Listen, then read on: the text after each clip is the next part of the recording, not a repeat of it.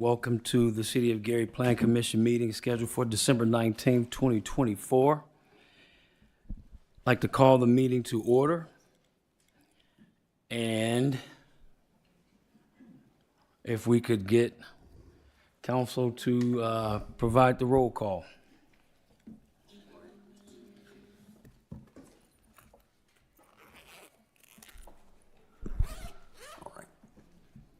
All right. I think that's it. So we will show a quorum with 5 members present. Thank you, council. Next item on the agenda is the approval of the minutes from our previously scheduled commission meeting.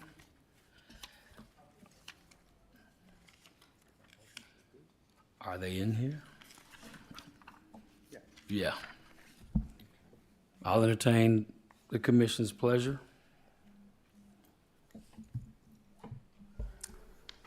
I make a motion to approve the minutes from the last meeting. Second. Having been moved and properly second, are there any questions or unreadiness? Hearing none, seeing none, roll call, council.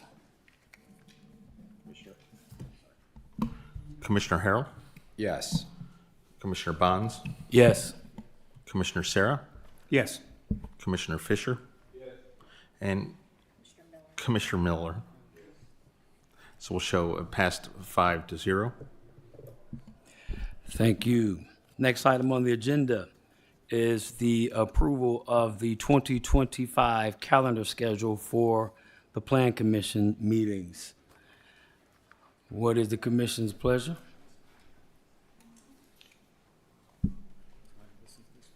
Oh. Ms. Corey, I didn't know we needed an overview for the calendar, but okay. Good afternoon, Commissioners. I actually would like to make a note on the calendar. It is in your packet. You meet traditionally the third Thursday of the month. In June, the third Thursday is June 19th. We would like to propose a calendar shift by one day to June 18th, if you're okay. The deadlines then will adjust by one day accordingly. And then just one other note prior to your approval of the calendar. We have structured this to be for the petitioners themselves to know when their deadlines are, and for us as the staff to know when we need to communicate with them. We have on here finalize the meeting agenda 5 days prior to, which is the time when we will have our complete packets ready for you. We understand that that might be a short timeline. So what we're proposing is the 10 days prior to provide you a draft agenda and packet. So you'll have 10 days to review or 5 days to review a draft, and then 5 days to review the final. That way we will continue to receive public input during that 5 days in between those two, just as a side note. Thank you, Ms. Sharp. Now we'll entertain the commission's pleasure regarding the 2025 Plan Commission meeting schedule, and also noted on Wednesday, June 18th, 2025, that'll be the regular scheduled meeting because of the Juneteenth holiday.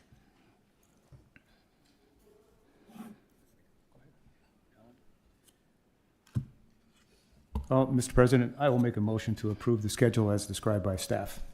Thank you, Mr. Sayre. Is there a second? Second. Having been moved and properly second, are there any questions or unreadiness?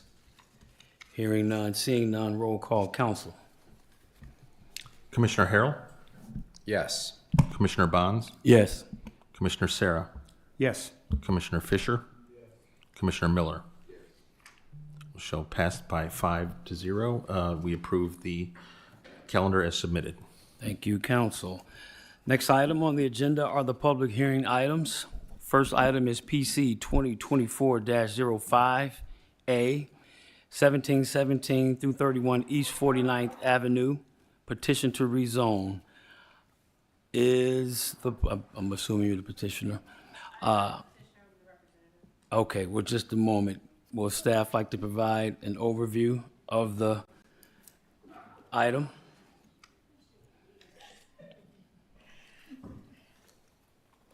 This is a petition to rezone a corner of 49th and Georgia. It is currently zoned B11, which is a business district. They are requesting to operate a convenience store with fueling station as a part of it. The fueling aspect is what is not permitted in the B1 zone. So this is a request to rezone to B51, which does allow for a fueling station. There is a picture in your packet of the existing property. It's on page 5 of 6. Also, on page 6 of 6, you'll see the opposite corner of 49th and Georgia, where there is also another gas station. The staff has reviewed the proposal and the information provided by the petitioner. They sent out 12 letters to the neighbors. We did not get any negative feedback. Therefore, the hardships here are justified, and we recommend approval of this petition. Thank you, Ms. Sharp. Now, the petitioner or the petitioner's representative may approach. Please state your name and address for the record.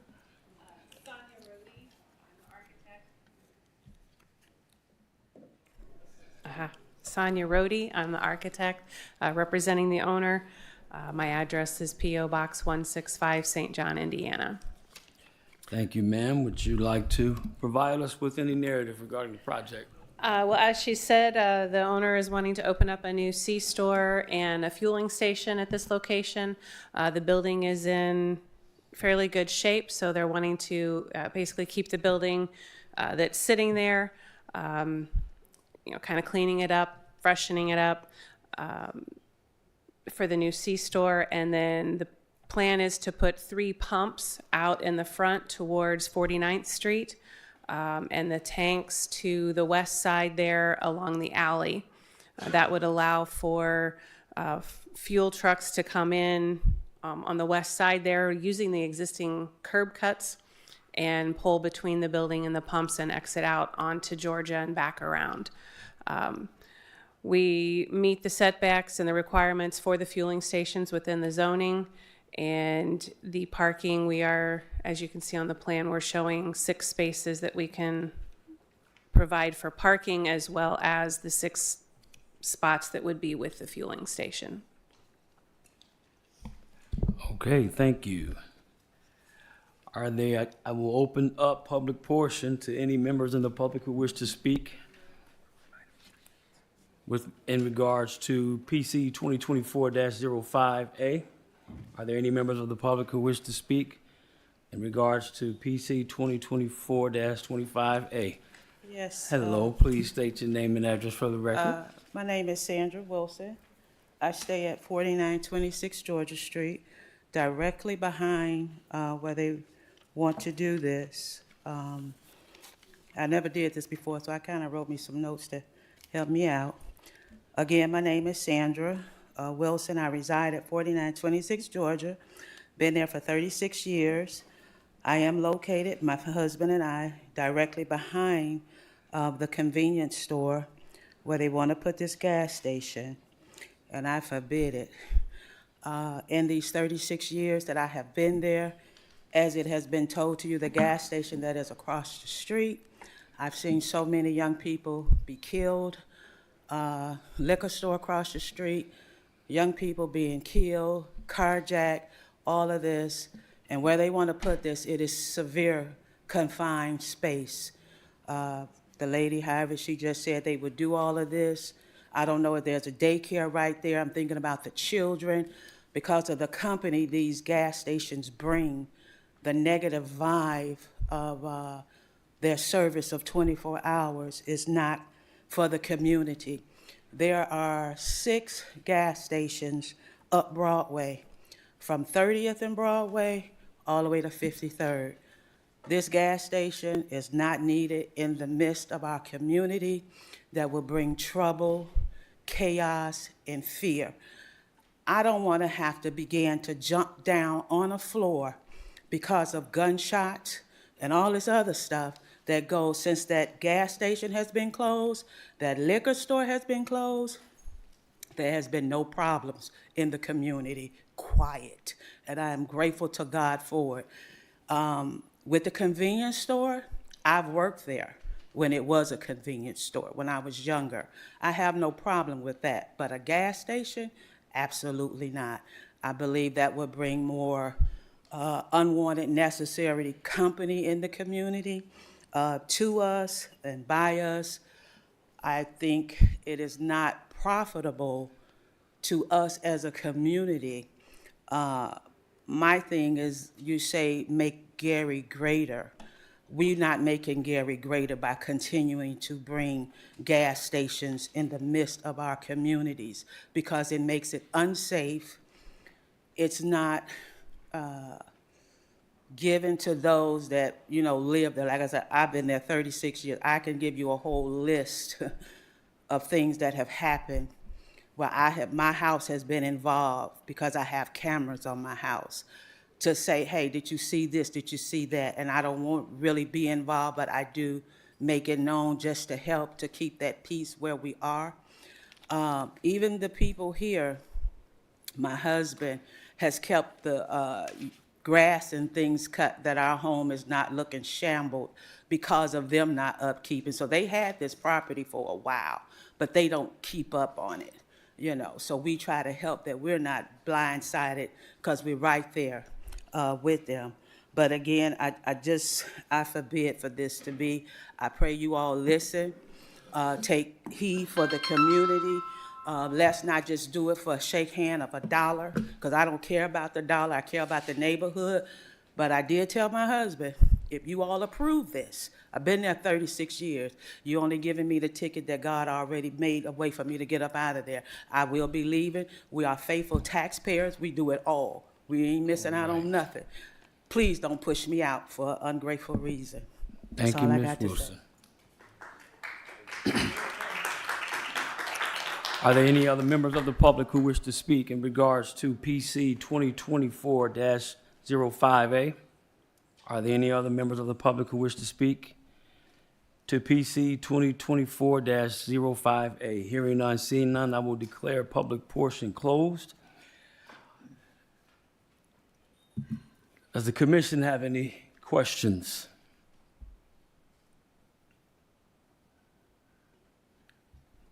Commissioner Harrell? Yes. Does the current petitioner own other gas stations on that street, up and down Broadway, or within our community? 47th and Broadway. Ms. Sharp, yeah. He owns several gas stations throughout Northwest Indiana, but he does own one at 47th and Broadway. So this is basically 2 blocks away from that location. 47th, this is 49th in Georgia. Yeah. Okay, yes. I say it's a okay. few more Thank you. farther than that, but Okay. Thank you.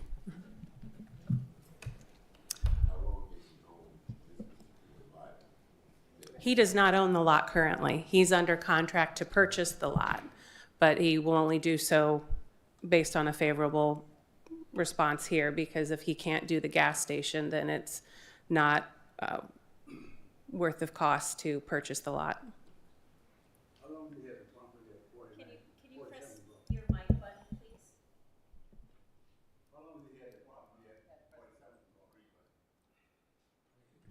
That was like about in 2012. Right. Good evening, everyone. My name is Prince Singh. I live in 8858 Doubletree Drive in Winfield. So that was gas station I bought in 2012. But since 2004, I'm in business and start from Etna. So 12 and 20, that was the 2 gas stations in Wobble and Raceway. So that's where we start from. So we have like in Lake County, we have like 17 gas stations right now. So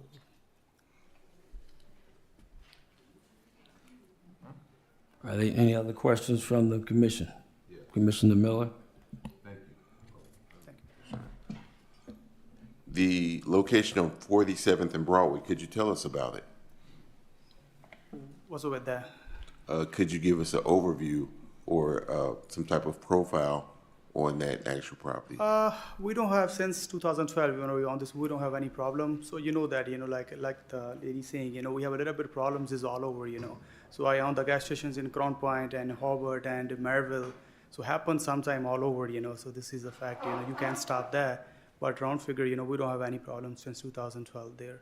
So we still own that gas station, so we don't have any problem. No violations of any kind in the city of Gary at that Not location? major, we got probably call, 911 like in. From the commission?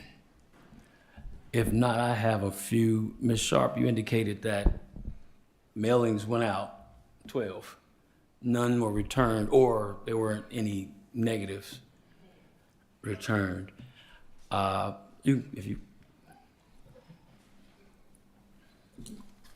Regarding the public notice, we did not receive any mailed notifications back or emailed notifications. So any public input is verbally here at the meeting that we've received. Right, and I know we mail to, or require the petitioner to mail within, 500?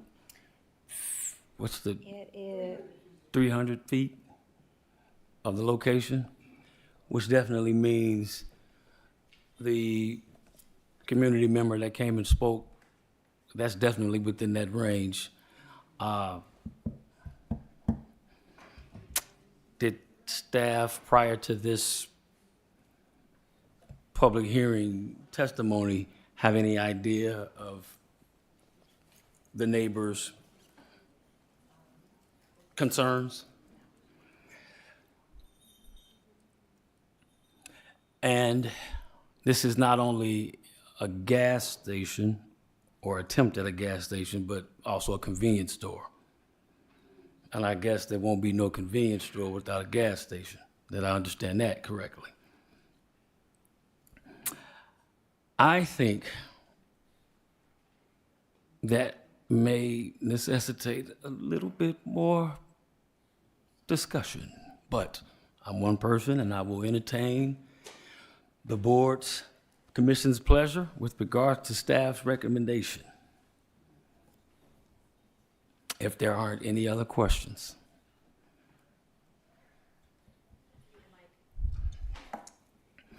Or any other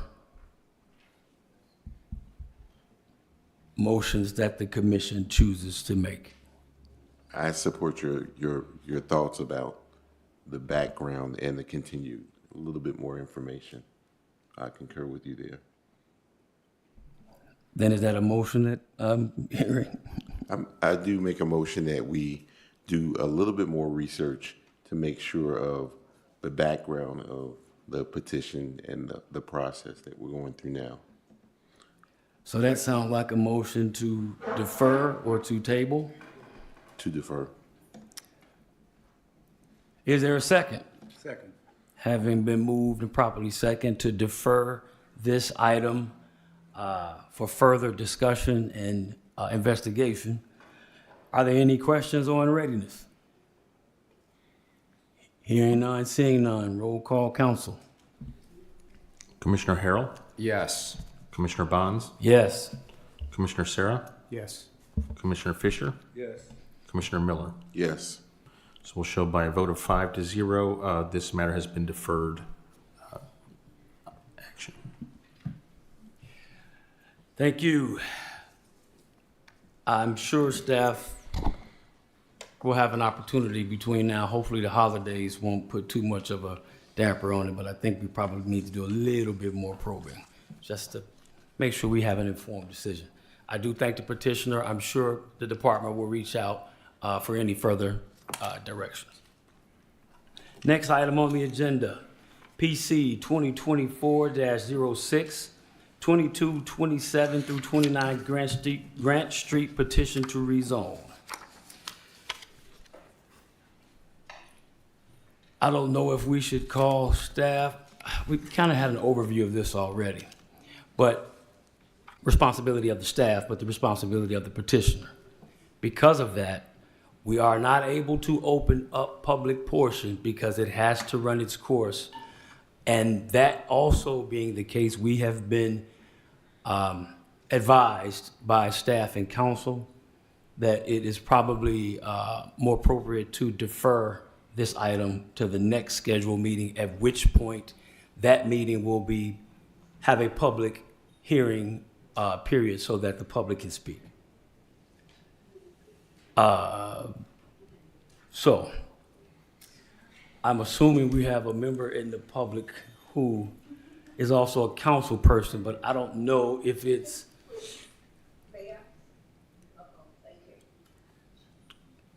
Come on up, please state your name and address for the record, but let me make this clear. There will not be any public portion heard on this matter. Right. But because Councilwoman Barnes Caldwell is a council person in that Yes. district, I will allow it. Okay. Good Councilwoman. afternoon.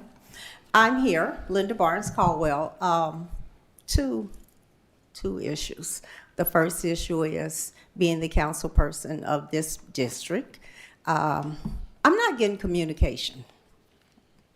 Very disappointing that none of the council members, well, maybe not none of them, but me, I'm not getting anything. I don't like to sit up there and I know that something is being brought to the 5th district when I look at the agenda.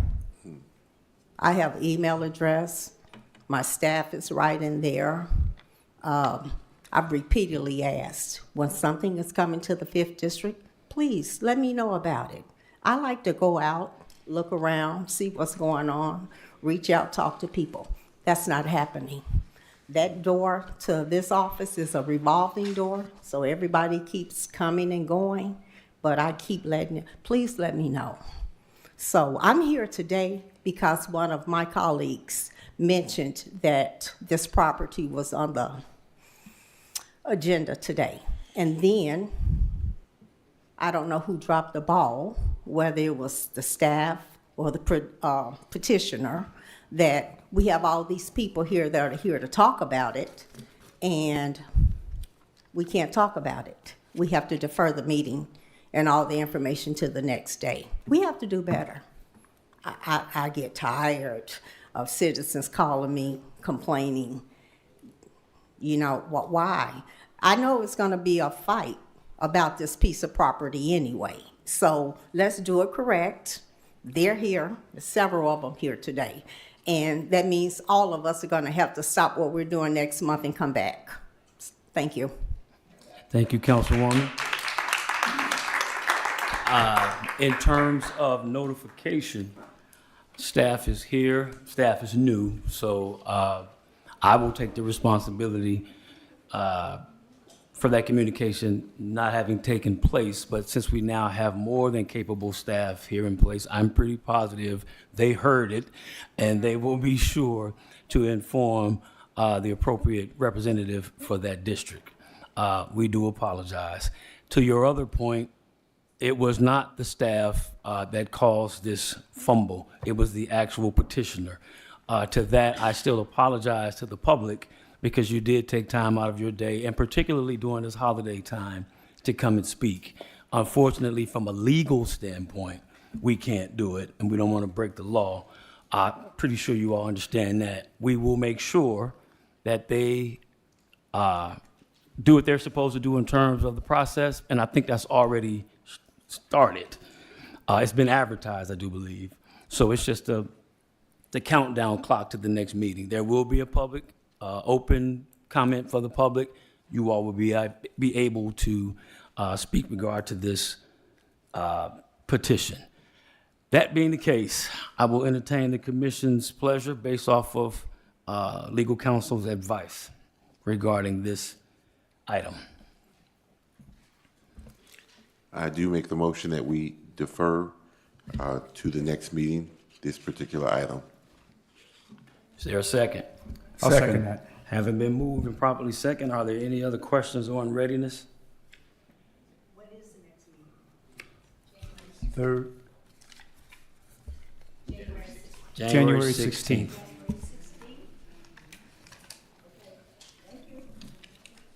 Are there any other questions or on readiness? Hearing none, seeing none, roll call, council. Commissioner Harrell, Yes. Commissioner Bonds, Yes. Commissioner Sarah, Yes. Commissioner Fisher, Yes. Commissioner Miller. Yes. So we'll show by a vote of 5-0, this matter has been deferred to the January 16th meeting. Thank you, council. Again, to the audience, the community, we do apologize. We'll be sure to do better, as Councilwoman asked, and this will be heard at the next scheduled meeting. Just as a note, so you won't receive a certified mail notification. This is your notice to come back at the January 16th. Understanding that it's inconvenient for a lot of people, you can also email any comments, and we will commit to read those into the record if someone is not available to come back, but they still want to make their voice heard. Email where? You can meet with zoning. My email is mmolina@gary.gov. You can email me. But if you, after the meeting, if you get the email addresses, there are at least 3 different people you can email those to. Thank you, council.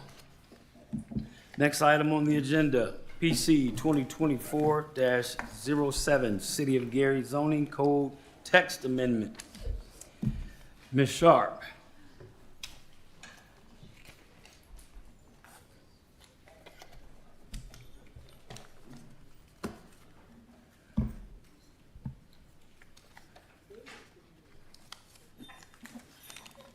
I didn't bring my glasses. I have to get a bigger print. Okay. Commissioners, we have, over the past couple months, been working on some refinement to the code as it relates to some recommendations that came from Notre Dame, and the project was phrased zoning 911. And in their report, they had made several recommendations for our zoning code to open up the opportunity for development as our city is currently platted. Our code actually is written for large lots and large homes. And our lots sometimes are 25 feet wide. And so what's happening is the BZA is being inundated with requests to develop on a small lot when it's already been platted that way. So we're looking for some recommendations to clean up the code and then some daycare. If it would please the commission, I would be happy to walk through these page by page and highlight the changes to introduce them to you. I would like then for you to continue to contemplate that, and then we'll continue the conversation in the January meeting. Okay, Ronald, would you mind pulling up the first page? In your packet, you have a red line version, and behind that is a clean version. I am including in the packet just sections of the zoning code in section 1, 2, 3, and then only the sections that apply. So first page, we're dealing with some definitions and the daycare center. Hold on a minute, Ms. Sharp. Yeah.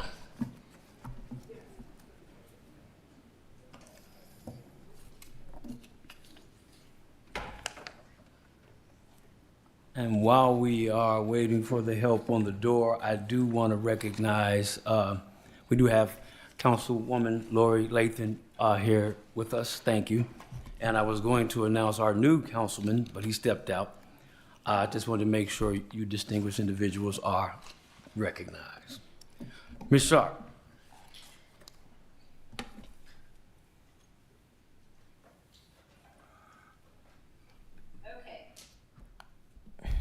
Page 1.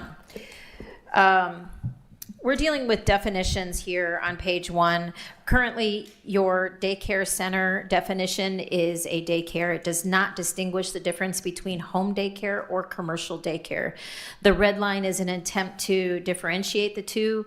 The difference is that the home daycare is operated for an owner-occupied home daycare, and that a business daycare, a commercial entity where you're renting a place of business to do to service children or elderly, people of all ages, a commercial daycare is located in business districts. So here we're defining the difference between home daycare and commercial daycare.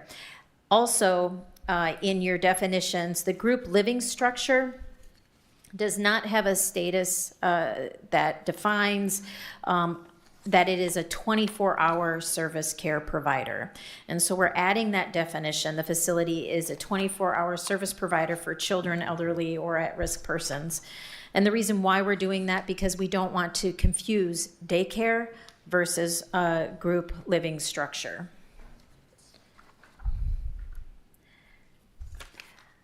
The next section is a chart that looks like this. This is underneath Division 123, 134.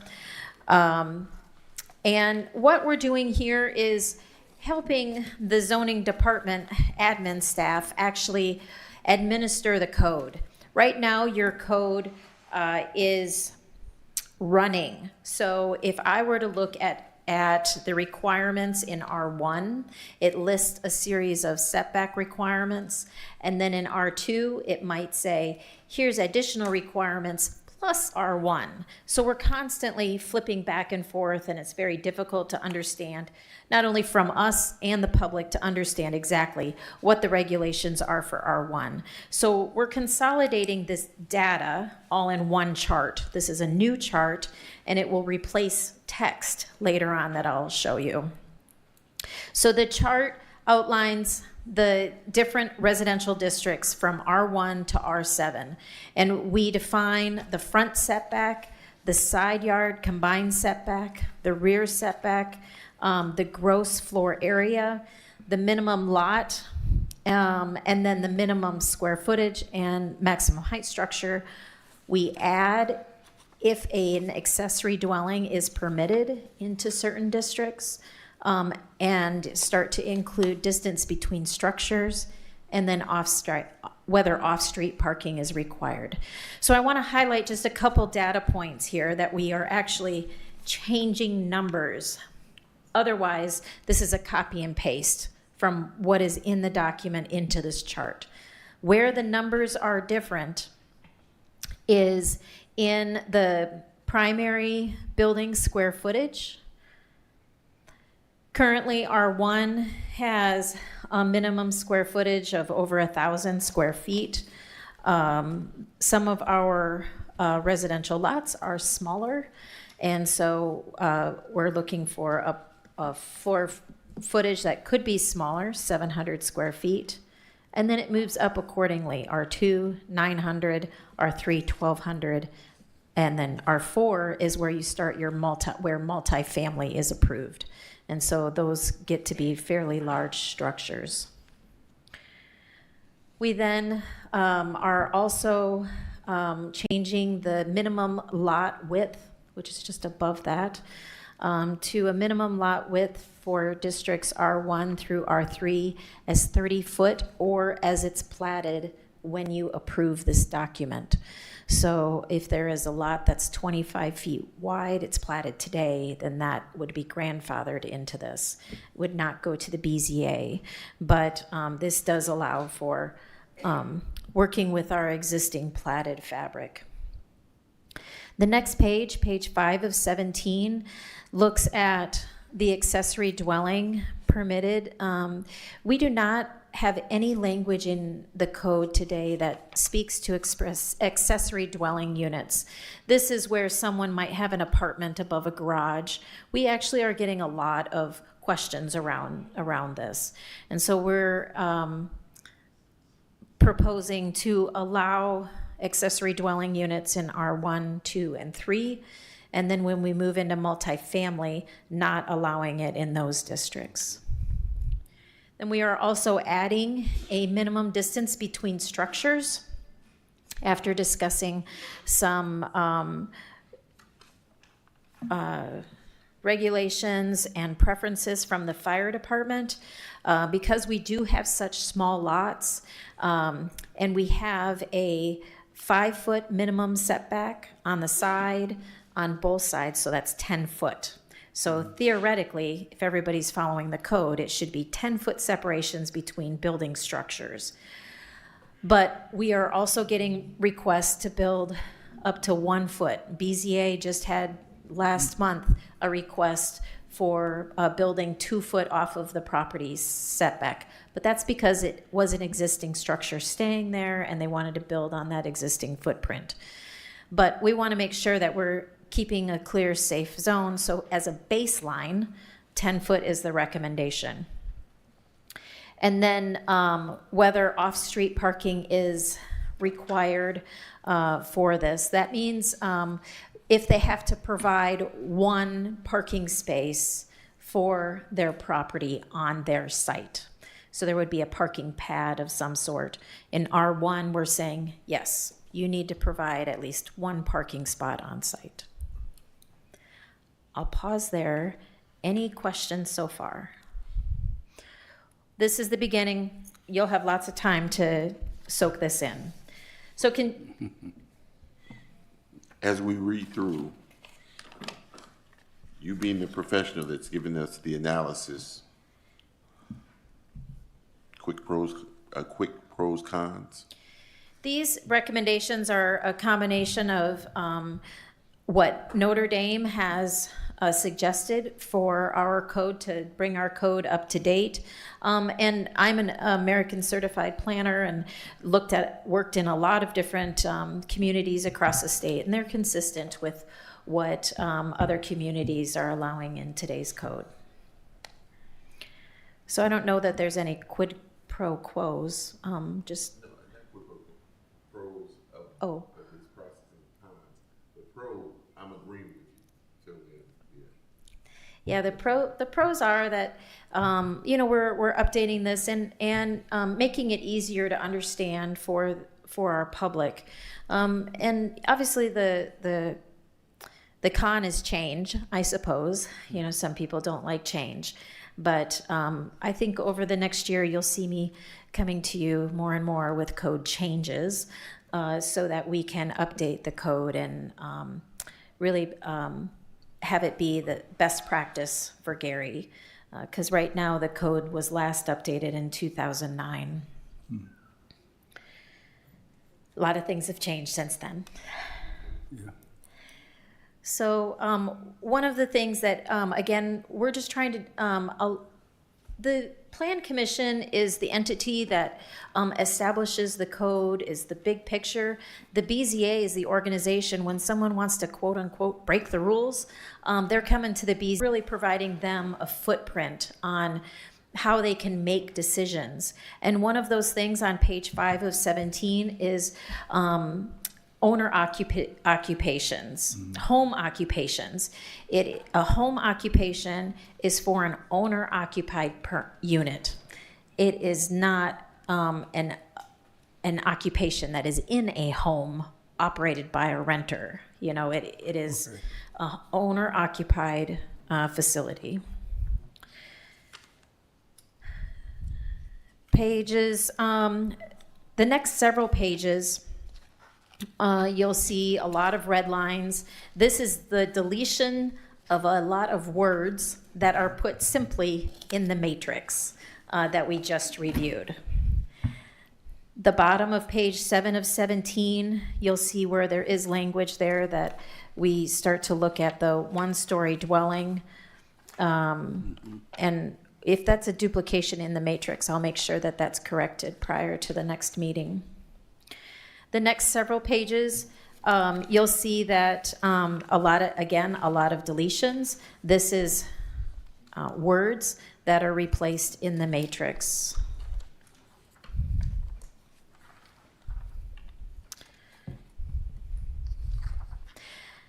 I'm going to turn your attention then to the business district section, page 16 of 17. In the business district, on page 16 of 17, we are removing the opportunity as a permitted use of home occupation. Again, this is a business district. There theoretically should not be a home. this is just really clarification for the BZA to act on. And then page 17 of 17, when we're starting to talk about off-street parking and loading, we're removing the location of the parking requirements because if they own the adjacent lot, a side lot, they could put their parking on that side lot. So right now we're removing the language that it must be located on the same lot. And in other communities, we've seen opportunities where there is a condensed opportunity for shared parking as well. Then underneath the number of spaces, we're removing the one and two family dwelling, and they will be able to establish their minimum. And then we're adding an entirely new section for pickup and drop off temporary parking. This is as it's associated with specifically the residential areas. But in the commercial areas, we're saying that we want every petition in a commercial district to provide one 15-minute parking space for package delivery, supply delivery. That is one thing that has changed since 2009, is FedEx trucks blocking the streets. And so we're asking for that business or development to provide at least one parking space for deliveries. And then in residential, I'm just going to read the language here. Drop off and pick up in residential zones. Think of this as home daycare. At no time shall the full right-of-way be blocked by temporary parked vehicles. Pickup and drop-off activities shall only happen in front of the associated parcel, meaning they can't run down the block and block everybody else's parking, unless a parking space is secured safely elsewhere. A 15-minute parking sign may be requested from the city to designate a safe drop-off pickup zone in front of the owner-occupied business. So again, if they want to reserve that one spot in front of their parcel, they may request something there. That concludes the overview of the changes. Behind this red line, you have a clean copy of the document. Thank you, Ms. Shaw. Oh, go ahead, Commissioner Harrell. A question back regarding the residential and the language that's been struck on pages 7, 8, and 9 that's been put into the matrix regarding floor area ratios and building heights. Has these recommendations, as they've been put into the matrix, have any of those changed in prior ratios and heights? Because it wasn't a year ago that we went over all of this code and approved code. And if these are changing again, or are we just moving language to the matrix and nothing has changed? Other than the lots being, you can now build on a 25-foot lot. Before it had to be 49 and a half, or you have to ask for an exception. Right. The latter of what you just explained. We're moving the data out of those lots of words and putting them into the matrix. The standards do not change. They remain the same. Could you define height? Yes. Right now, what is the total height? Because we see a lot of building going on in the communities, and height is always a concern for people that are either around the property, in front of, or behind it. Thank you. You're welcome. In the matrix, we're showing a maximum height of 28 feet for zones R1 through R3, and then 35 feet for R4 and 50 feet for R5 and R7. And Commissioner, we'll go ahead and double check that language in the height in the back and make sure that everything is correlating, because that is the intent, is that they are correlated. Thank you. You're welcome. Are there any other questions from the commission? Yeah, we're gonna have to approve this, right? Or, I would recommend that, we well, now you said you wanted to, I'm sorry to cut you off, but you wanted to just let us chew on this for a while and then take action in January. My question is out of habit, because somebody is teaching me new planning guidelines. Is this something that once we do take action, have to go to the council? Yes, this is a code change and it will go to council. Okay. All of your plan commission activities, correct me if I'm wrong, Mr. Merlino, are recommendations, and the approval actually comes at the council level. Maybe I'm mixing this up with BZA. The BZA is a judicial body, and they are the final approval. That's the one we have to work on. Well, if that's all, I do thank you. Ms. Sharp, do we have to actually take action to table it to the next meeting? It is an agenda item. Yeah. Defer it to the next meeting? I would defer any action unto the next meeting, yes. Having heard the overview and recommendation of staff to allow the commission to digest some of the changes and defer it to the next meeting for action, what is the commission's pleasure? We do, I recommend that we do defer the action to our next meeting so that we can review the agenda item. Thank you, Commissioner Miller. Is there a second? I'll second that. Having been moved and properly second, are there any other questions or unreadiness? Hearing none, seeing none, roll call, council. Commissioner Harrell, Yes. Commissioner Bonds, Yes. Commissioner Sarah, Yes. Commissioner Fisher, Yes. Commissioner Miller. Yes. Thank you. Show by a vote of 5-0, action on the proposed changes will be deferred to the January meeting. Thank you, council and commission. I do now want to take the liberty to announce that one of our newest council persons is with us, Mr. Ken Withington. Thank you for coming, sir.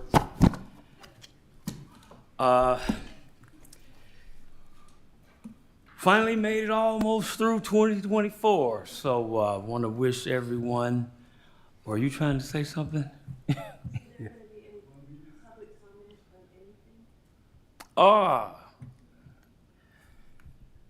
Do we, I guess it'll be public comment at the next meeting.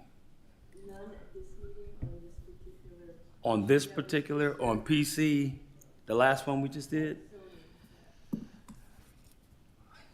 Council? Well, Please advise. The public meeting has been, the public hearing will be deferred because the notice didn't go out. So rather than start, we technically can't open it up because it's not properly done without the notice in the paper. So that's the issue. Again, it's the board's pleasure if they want to have someone talk, but that's not official action. And as far as any actions that would be counted towards the public hearing, those should be made at that time when we open it, or again, submitted in writing, and we would read that at the hearing.